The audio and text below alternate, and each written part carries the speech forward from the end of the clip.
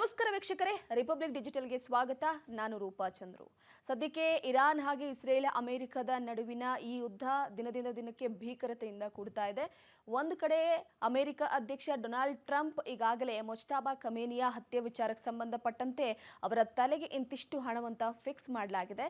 ಆದರೆ ಇದರ ನಡುವೆ ಒಂದು ಕಡೆ ಈ ಇಸ್ರೇಲ್ ಇಟ್ಟಂತಹ ಗುರಿ ಯಾವತ್ತೂ ಕೂಡ ತಪ್ಪಿರಲಿಲ್ಲ.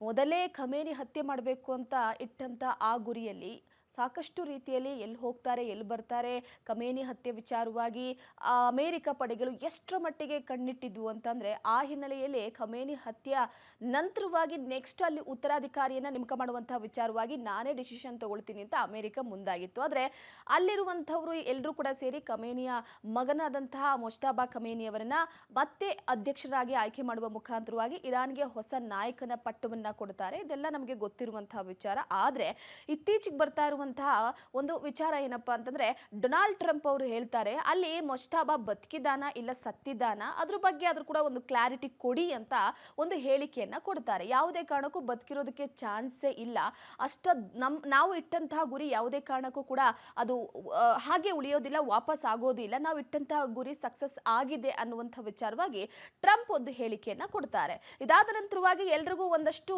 ಕುತೂಹಲ ಜಾಸ್ತಿ ಆಗಿದೆ. ಮುಜ್ತಬಾ ಖಮೇನಿ ಬದುಕಿದ್ದಾರಾ ಇಲ್ವಾ, ಏನಾಗಿದೆ, ಆತ ಎಲ್ಲಿಗೆ ಹೋಗಿದ್ದಾನೆ, ಏನ್ ಮಾಡ್ತಾ ಇದ್ದಾನೆ ಅನ್ನುವಂತಹ ವಿಚಾರ.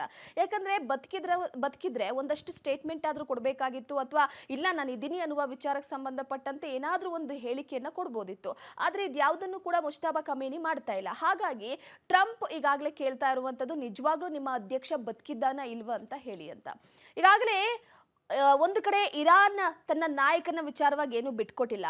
ಆದರೆ ಒಂದಷ್ಟು ಮಾಹಿತಿಯ ಪ್ರಕಾರ ಬಂದಿರುವಂಥದ್ದು ಏನಪ್ಪಾ ಅಂತಂದ್ರೆ, ಮುಜ್ತಬಾ ಖಮೇನಿಯನ್ನ ಹೆಚ್ಚಿನ ಚಿಕಿತ್ಸೆಗೆ ರಷ್ಯಾಗೆ ರವಾನೆ ಮಾಡಲಾಗಿದೆ ಅಂತ. ಹಾಗಾದ್ರೆ ಏನಾಯಿತು ನೋಡಿ, ಉಕ್ರೇನ್ ಇಟ್ಟಂತಹ ಗುರಿ ತಪ್ಪಿರಲಿಲ್ಲ. ಅಮೆರಿಕ ಕೂಡ ಅದೇ ರೀತಿಯಾಗಿ ತನ್ನ ನೌಕಾಪಡೆಯನ್ನ ಮುಜ್ತಬಾ ಖಮೇನಿಯ ಮೇಲೆ ಕಣ್ಣಿಟ್ಟಿರೋದಕ್ಕೆ ಬಿಟ್ಟಿತ್ತು. ಆತನ ಚಲನವಲನ, ಎಲ್ಲಿಗೆ ಹೋಗ್ತಾನೆ, ಏನ್ ಮಾಡ್ತಾನೆ, ಎಲ್ಲಿರ್ತಾನೆ ಅನ್ನುವಂಥ ವಿಚಾರವಾಗಿ ಒಂದಷ್ಟು ಮಾಹಿತಿಯನ್ನ ಕಲೆ ಹಾಕೋದಕ್ಕೆ ಡೊನಾಲ್ಡ್ ಟ್ರಂಪ್ ಅವರು ಹೇಳಿದ್ರು. ಅದೇ ರೀತಿಯಾಗಿ ಕೂಡ ಅವರ ಸೇನೆಯು ಅದೇ ರೀತಿ ನಡೆದುಕೊಳ್ತಾ ಇತ್ತು. ಇನ್ನ ಮುಜ್ತಬಾ ಖಮೇನಿಯ ವಿಚಾರವಾಗಿ ಖಚಿತ ಮಾಹಿತಿಯ ಆಧಾರದ ಮೇಲೆ ವೈಮಾನಿಕ ದಾಳಿಯನ್ನ ನಡೆಸುತ್ತೆ ಅಮೆರಿಕ. ಆ ದಾಳಿಯಲ್ಲಿ ಮುಜ್ತಬಾ ಖಮೇನಿಗೆ ಗಂಭೀರವಾಗಿ ಗಾಯ ಆಗುತ್ತೆ. ಅದರಲ್ಲಿ ತನ್ನ ಕಾಲಿನ ಸ್ವಾಧೀನವನ್ನ ಕಳೆದುಕೊಂಡಿದ್ದಾನೆ, ಅಂದ್ರೆ ಕಾಲಿಗೆ ಬಲವಾದಂತಹ ಪೆಟ್ಟು ಬಿದ್ದಿದೆ. ಅದರ ಜೊತೆಗೆ ಮುಜ್ತಬಾ ಖಮೇನಿ ಕೋಮಾ ಹೋಗಿದ್ದಾರೆ ಅನ್ನುವಂತಹ ವಿಚಾರವಾಗಿ ಒಂದಷ್ಟು ಮಾಹಿತಿಗಳು ಹರಿದಾಡ್ತಾ ಇದೆ. ಇಲ್ಲ ಆತ ಬದುಕಿಲ್ಲ ಸತ್ತಿದ್ದಾನೆ ಅನ್ನುವಂಥ ಸ್ಟೇಟ್ಮೆಂಟ್ ಅನ್ನೇ ಕೊಡ್ತಿದ್ದಾರೆ. ಅಧಿಕೃತವಾಗಿ ಸತ್ತಿರೋ ವಿಚಾರವಾಗಿ ಡೊನಾಲ್ಡ್ ಟ್ರಂಪ್ ಅವರು ಹೇಳಿಕೆ ಕೊಡ್ತಿಲ್ಲ. ಯಾಕಂದ್ರೆ ಖಮೇನಿ ವಿಷಯದಲ್ಲಿ ಹೇಗಾಯ್ತಪ್ಪ ಅಂತಂದ್ರೆ, ಅವರ ಸೈನ್ಯ ಖಮೇನಿಯನ್ನ ಹೊಡೆದುರುಳಿಸಿದ ನಂತರ ಆತನ ಭಾವಚಿತ್ರವನ್ನ ಫೋಟೋ ತೆಗೆಯುವ ಮುಖಾಂತರವಾಗಿ ಅದನ್ನ ಡೊನಾಲ್ಡ್ ಟ್ರಂಪ್ ಅವರಿಗೆ ಕಳಿಸ್ಕೊಟ್ಟು, ಇಲ್ಲ ನಾವು ಖಮೇನಿಯನ್ನ ಹತ್ಯೆ ಮಾಡಿದ್ದೀವಿ ಅಂತ ಒಂದು ಇನ್ಫಾರ್ಮೇಶನ್ ಅನ್ನ ರವಾನೆ ಮಾಡಿತ್ತು. ಆ ಆಧಾರದ ಮೇಲೆ ನೆತನ್ಯಾಹು ಹಾಗೆ ಡೊನಾಲ್ಡ್ ಟ್ರಂಪ್ ಇಬ್ರು ಕೂಡ ತಮ್ಮ ಖಾಸಗಿ ಅಕೌಂಟ್ ಮುಖಾಂತರವಾಗಿ ನಾವು ಖಮೇನಿಯನ್ನ ಹತ್ಯೆ ಮಾಡಿದ್ದೀವಿ ಅಂತ ಅಫಿಷಿಯಲ್ ಆಗಿ ಅನೌನ್ಸ್ ಮಾಡಿದ್ದಾಯ್ತು. ಆದ್ರೆ ಮುಜ್ತಬಾ ಖಮೇನಿಯ ವಿಚಾರಕ್ಕೆ ಸಂಬಂಧಪಟ್ಟಂತೆ ಹಾಗಾಗೋದಿಲ್ಲ. ಖಚಿತ ಮಾಹಿತಿ, ಅದರ ಜೊತೆಗೆ ಎಲ್ಲರೂ ಕೇಳುವಂಥದ್ದು ಒಂದಷ್ಟು ಸತ್ಯವನ್ನ. ಸೊ ಹಾಗಾಗಿ ಅದರ ಆಧಾರದ ಮೇಲೆ ಅನೌನ್ಸ್ ಮಾಡಬೇಕಾಗತ್ತೆ. ಈಗ ಡೊನಾಲ್ಡ್ ಟ್ರಂಪ್ ಏನ್ ಮಾಡ್ತಿದ್ದಾರಪ್ಪ ಅಂತಂದ್ರೆ, ಹಾರ್ಮುಜ್ ಜಲಸಂಧಿಯಲ್ಲಿ ಕೆಲವೊಂದಿಷ್ಟು ತೈಲೋತ್ಪನ್ನ ಹಡಗುಗಳನ್ನ ಹಾಗೆ ನಿಲ್ಲಿಸಿದೆ ಇರಾನ್. ನಿಮಗೆ ತೈಲೋತ್ಪನ್ನ ಬೇಕು ಅಂತ ಅಂದ್ರೆ ಹಾರ್ಮುಜ್ ಜಲಸಂಧಿಗೆ ನುಗ್ಗಿ ಯುದ್ಧ ನೌಕೆಗಳನ್ನ ಕಳುಹಿಸಿಕೊಡಿ, ಅಟ್ಯಾಕ್ ಮಾಡಿ ಅಂತ ಬೇರೆ ದೇಶಗಳಿಗೆ ಒಂದು ರೀತಿಯಾಗಿ ಕರೆಯನ್ನ ಕೊಡ್ತಾ ಇರುವಂತದ್ದು. ನೋಡಿ, ಡೊನಾಲ್ಡ್ ಟ್ರಂಪ್ ಈಗಾಗಲೇ ಇರಾನ್ ಅನ್ನ ಸರ್ವನಾಶ ಮಾಡಿದ್ದಾಗಿದೆ. ಸಾವು ನೋವಿನ ಸಂಖ್ಯೆ ಜಾಸ್ತಿ ಆಗಿದೆ. ಅದಾದ ನಂತರವಾಗಿ ಮತ್ತೊಂದು ವಿಷಯ ಏನಪ್ಪಾ ಅಂತಂದ್ರೆ, ಡೊನಾಲ್ಡ್ ಟ್ರಂಪ್ ಇತರೆ ರಾಷ್ಟ್ರಗಳಿಗೆ ಕರೆ ಕೊಡುವಂತ ಅವಶ್ಯಕತೆ ಏನಿದೆ, ಇಲ್ಲಿ ತಾನೇ ಹೋರಾಟ ಮಾಡ್ಬೋದಲ್ಲ ಅಂತ ಈಗಾಗಲೇ ಅಮೆರಿಕ ಕೂಡ ತನ್ನ ಸಾಕಷ್ಟು ಹಣವನ್ನು ವ್ಯಯಿಸಿಬಿಟ್ಟಿದೆ. ಎಷ್ಟೋ ಮಿಲಿಯನ್ ಬಿಲಿಯನ್ ಖರ್ಚು ಮಾಡಿಬಿಟ್ಟಿದೆ. ಯಾಕಂದರೆ ಅಲ್ಲಿ ಇದ್ದಿದ್ದು ಯುದ್ಧಕ್ಕಿಂತ ಸೇಡಿಗಿಂತ ಎಲ್ಲೋ ಒಂದು ಕಡೆ ಇಸ್ರೇಲ್ ಮೇಲಿರುವಂಥ ಪ್ರೀತಿ, ಇಸ್ರೇಲ್ ಹಾಗೆ ಅಮೆರಿಕ ಎರಡೂ ಕೂಡ ಯಾವ ರೀತಿಯಾಗಿ ಬಾಂಧವ್ಯವನ್ನು ಹೊಂದಿದ್ದಾವೆ ಅನ್ನುವಂಥದ್ದು ಕೂಡ ನಮಗೆ ಗೊತ್ತಿದೆ. ಸೊ ಆ ಹಿನ್ನೆಲೆಯಲ್ಲಿ ಇಸ್ರೇಲನ್ನು ಕೆಣಕಿದ್ದಕ್ಕೆ ಇರಾನ್ಗೆ ಈ ಒಂದು ಗತಿಯನ್ನು ಅಮೆರಿಕ ತಂದಿದೆ. ಆ ಜೊತೆಗೆ ಒಂದು ಕಡೆ ಖಮೇನಿ ಹತ್ಯೆಯ ನಂತರ ಅವರ ಮಗಳು ಅಳಿಯ ಎಲ್ಲರೂ ಕೂಡ ಈ ದಾಳಿಯಲ್ಲಿ ಸಾವನ್ನಪ್ಪಿದ್ರು. ಅದಾದ ನಂತರವಾಗಿ ಮಗನನ್ನ ಪಟ್ಟಾಭಿಷೇಕ್ ತಂದಾಗಲೂ ಕೂಡ ಡೊನಾಲ್ಡ್ ಟ್ರಂಪ್ ಒಂದು ಹೇಳಿಕೆ ಕೊಟ್ಟಿದ್ರು, ನಮ್ಮ ಒಪ್ಪಿಗೆಯ ಮೇರೆಗೆ ಅಲ್ಲಿ ಅಧ್ಯಕ್ಷನನ್ನ ನೇಮಕ ಮಾಡಬೇಕು, ಆ ನೇಮಕದ ವಿಚಾರವಾಗಿ ನಾವಷ್ಟೇ ಪರ್ಮಿಷನ್ ಅನ್ನು ಕೊಡಬೇಕು. ಅಕಸ್ಮಾತ್ ನಾವು ಪರ್ಮಿಷನ್ ಕೊಟ್ಟಿಲ್ಲ ಅಂತಂದ್ರೆ ಯಾವುದೇ ಕಾರಣಕ್ಕೂ ನೀವು ಅಲ್ಲಿ ಅಧ್ಯಕ್ಷನನ್ನ ನೇಮಕ ಮಾಡಬಾರ್ದು ಅಂತ. ಆದ್ರೆ ಇದನ್ನ ಪಕ್ಕಕ್ಕೆ ಎಸೆದು ಅಂದ್ರೆ ಡಸ್ಟ್ಬಿನ್ಗೆ ಎಸೆದಂತಹ ಇರಾನ್, ನಮ್ಮ ನಾಯಕನ ಆಯ್ಕೆ, ನಮಗೆ ಸರ್ವೋಚ್ಚ ನಾಯಕನ ಆಯ್ಕೆ ಬೇಕು, ಹಾಗಾಗಿ ನಮ್ಮ ನಾಯಕರನ್ನ ನಾವೇ ಆಯ್ಕೆ ಮಾಡ್ಕೊಳ್ತೀವಿ ಅಂತ ಒಂದು ಕಡೆ ತಮ್ಮ ಏನು ಖಮೇನಿಯವರ ಪುತ್ರ ಮಜ್ತಬಾ ಖಮೇನಿಯವನ್ನ ಆಯ್ಕೆ ಮಾಡಿದ್ದಾಯ್ತು. ಆಯ್ಕೆ ಮಾಡಿ ಅಧ್ಯಕ್ಷ ಸ್ಥಾನ ಕೂರಿಸಿದ ನಂತರವಾಗಿ ಈ ಕ್ಷಣದಿಂದಲೇ ನೀನು ಕೆಳಗಿಳಿ ಅಂತ ಡೊನಾಲ್ಡ್ ಟ್ರಂಪ್ ಅವರು ಹೇಳ್ತಾರೆ. ಇದಕ್ಕೆ ತಲೆ ಕೆಡಿಸ್ಕೊಳ್ಳೋದಂತಹ ಮಜ್ತಬಾ ಖಮೇನಿ ಅದೇನಾಗುತ್ತೋ ಆಗ್ಲಿ ಅಂತ ಒಂದು ಕಡೆ ಸವಾಲನ್ನ ಕೂಡ ಹಾಕ್ತಾರೆ. ಆ ಸವಾಲಿನ ಆಧಾರದ ಮೇಲೆ ಮಜ್ತಬಾ ಖಮೇನಿಯ ಮೇಲೆ ವೈಮಾನಿಕ ದಾಳಿಯನ್ನ ಮಾಡಲಾಗುತ್ತೆ. ಯಾಕಂದ್ರೆ ಆತನ ಚಲನವಲನ ಇಲ್ಲೇ ಇರ್ತಾನೆ, ಹಿಂಗೆ ಇರ್ತಾನೆ, ಇಷ್ಟು ಗಂಟೆಗೆ ಬರ್ತಾನೆ ಅನ್ನುವ ವಿಚಾರವಾಗಿ ಇದು ಅಮೆರಿಕದ ಸೇನೆ ಮಾಹಿತಿಯನ್ನ ಕೊಡುತ್ತೆ. ತಡ ಮಾಡೋದೇ ಬೇಡ, ದಾಳಿ ಮಾಡಿ ಆತನ ಹೆಣ ಬೇಕು ಅಂತ ಡೊನಾಲ್ಡ್ ಟ್ರಂಪ್ ಹೇಳ್ತಾರೆ. ಆದ್ರೆ ಅದೃಷ್ಟವಶಾತ್ ಇಲ್ಲಿ ಒಂದು ಕಡೆ ಮಜ್ತಬಾ ಖಮೇನಿ ಬದುಕುಳಿದಿದ್ದಾನೆ. ಬದುಕುಳಿದ್ರೂ ಕೂಡ ಆತನನ್ನ ರಷ್ಯಾಗೆ ಶಿಫ್ಟ್ ಮಾಡಲಾಗಿದೆ. ಆತನಿಗೆ ಚಿಕಿತ್ಸೆ ಬೇಕಾಗಿದೆ. ಇರಾನ್ನಲ್ಲಿ ಸುರಕ್ಷತೆ ಇಲ್ಲದಂತಹ ಕಾರಣ ಆತನನ್ನ ರಷ್ಯಾಗೆ ಶಿಫ್ಟ್ ಮಾಡಿ ರಷ್ಯಾದಲ್ಲಿ ಚಿಕಿತ್ಸೆಯನ್ನ ಕೊಡಲಾಗ್ತಾ ಇದೆ.